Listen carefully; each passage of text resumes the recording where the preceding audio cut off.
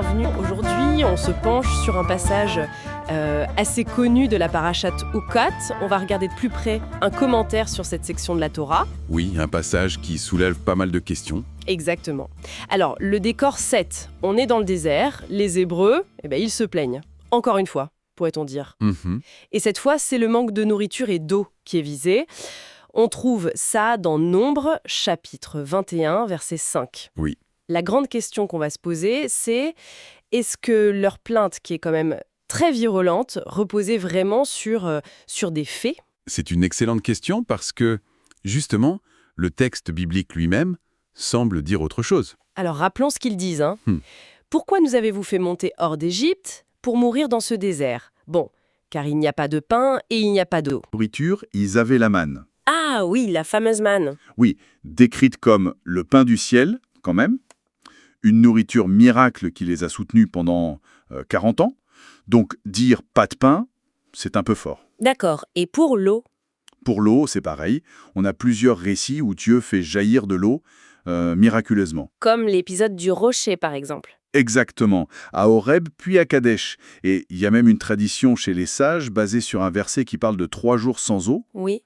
qui suggère qu'en fait, il ne restait jamais plus de 72 heures sans accès à l'eau. Ce qui, symboliquement, est aussi lié aux besoins spirituels comblés par l'étude de la Torah, l'eau vive. Donc matériellement, leurs besoins essentiels étaient couverts, en fait. C'est ce que les textes suggèrent, oui.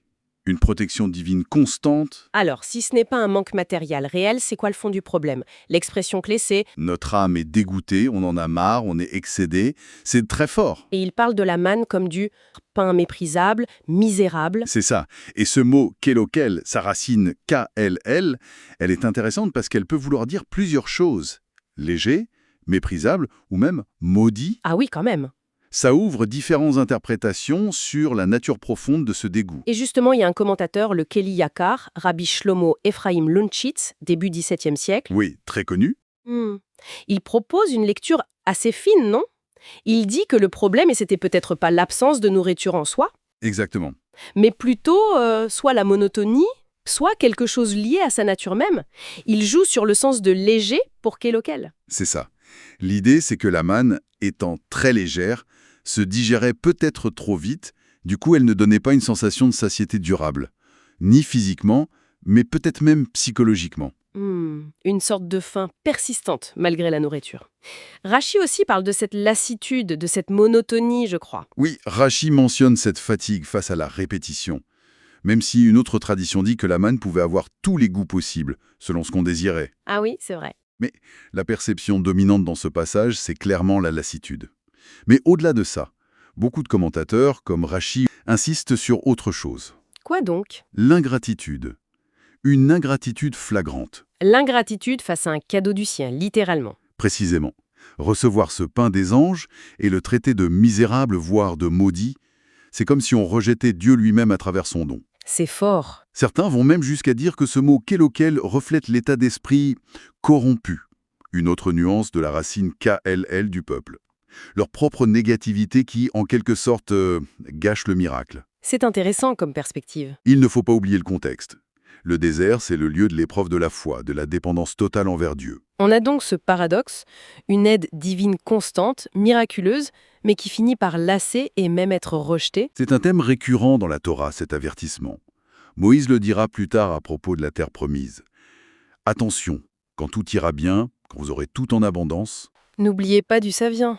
exactement, l'abondance peut mener à l'oubli. Et puis, il y a peut-être aussi l'idée que l'homme apprécie davantage ce pourquoi il a fourni un effort. Un miracle quotidien, ça risque de devenir banal, finalement. Oui, ça perd de sa valeur perçue. Et la réaction divine, elle ne se fait pas attendre. Elle est terrible. Oui, très sévère. Dieu envoie des serpents venimeux, les séraphim, les brûlants. Et beaucoup de gens meurent. Et c'est seulement là que le peuple réalise sa faute et demande à Moïse de prier pour eux. Tout à fait. Et cet épisode, il met en lumière une distinction vraiment importante, je crois, Laquelle ? entre la gratification et la gratitude. La gratification, c'est se concentrer sur le cadeau, sur le plaisir immédiat qu'il apporte. D'accord. La gratitude, elle, se tourne vers celui qui donne. C'est reconnaître la bonté, l'intention derrière le don. C'est prendre conscience activement des bienfaits qu'on reçoit, même les plus simples, et en ressentir de la joie. Et l'ingratitude, comme on le voit ici, ça ferme cette porte en quelque sorte. Ça coupe la connexion. Comme le dit un verset du Deutéronome, « Et tu te réjouiras pour tous les biens que l'Éternel ton Dieu t'aura donnés. » La joie comme fruit de la reconnaissance. Au final, cette histoire, vieille de plusieurs millénaires, elle nous renvoie à nous-mêmes, non ? À notre façon de recevoir les choses. Absolument. Comme à l'habitude, ou le sentiment que les choses sont normales, qu'elles sont dues. Comment tout ça diminue notre capacité à apprécier ce qu'on a. Les bénédictions du quotidien qu'on ne voit même plus. C'est la grande question, en effet. Comment on peut cultiver activement cette gratitude, cette reconnaissance joyeuse, surtout quand le don semble ordinaire, acquis, presque invisible, tellement il est là tout le temps? Peut-être que le vrai défi, c'est ça. Continuer à voir le miracle, ou au moins la bénédiction, dans ce qui est devenu notre quotidien. Une piste de réflexion pour chacun, chacune. Exactement. Voir l'extraordinaire dans l'ordinaire.